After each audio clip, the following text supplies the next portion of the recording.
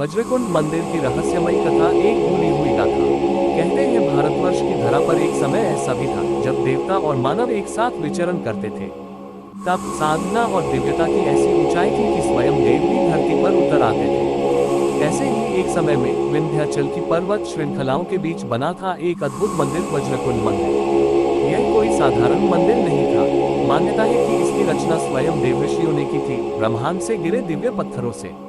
इस मंदिर की स्थापना उस स्थान पर की गई थी जहां तीन दिव्य नारियां इरा, पिंगला और सुषुम्ना एक दूसरे को छूती थी। ये संगम ब्रह्मांडीय ऊर्जा का सबसे बड़ा स्रोत माना जाता है।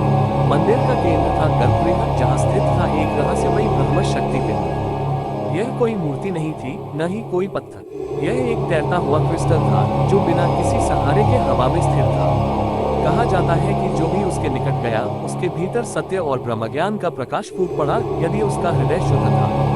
परंतु इस ज्ञान की रक्षा साधारण मनुष्यों के बस की बात नहीं थी। इसकी रक्षा के लिए वज्र पुरुषों की रचना की गई थी, ऐसे दिव्य रक्षक जो ना पूरी तरह मानव थे, ना ही देव। उनका शरीर बिजली की तरह चमकता था और उनकी उपस्थिति से ही वातावरण में कंपन उत्पन्न हो जाता था। ये रक्षक केवल उसी को दिखाई देते थे जिसका अंतःकरण निर्मल होता। बाकी लोगों के लिए वे अदृश्य रहते जब तक कोई संकट उत्पन्न न हो। इसी मंदिर की कथा में आता है एक राजा इलाहाबाद। वो एक पराक्रमी सम्राट था, परंतु अत्यधिक अहंकार और लालच ने उसे अंधा कर दिया था।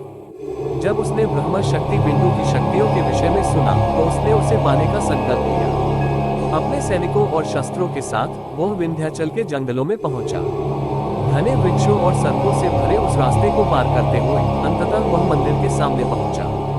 मंदिर शांत था, मानो किसी गहरे ध्यान में लीन हो। राजा ने जैसे ही अपनी तलवार से गर्भगृह का द्वार छूने की कोशिश की, तभी आकाश में बिजली कड़की और एक दिव्य गूंज से पूरा जंगल थर्रा उठा। वज्र पुरुष प्रकट हुए। उनका तेज इतना तीव्र था कि सैनिकों की आंखें चौंधिया गईं। राजा भयभीत हुआ, परंतु पीछे हटने की जगह उसके भीतर की लालसा ने ले ली। जैसे ही वह आगे बढ़ा, एक नीली अग्नि की लपट उसके ऊपर गिरी और क्षण भर में वह भस्म हो गया। मंदिर फिर से शांत हो गया, मानो कुछ हुआ ही नहीं। उस घटना के बाद एक महान भूकंप आया। कहा जाता है कि मंदिर धरती के भीतर समा गया और फिर कभी किसी को दिखाई नहीं दिया। लेकिन आज भी अमावस्या की रातों में जब विंध्याचल के जंगलों में पूर्ण शांति होती है, साधक और योगी बताते हैं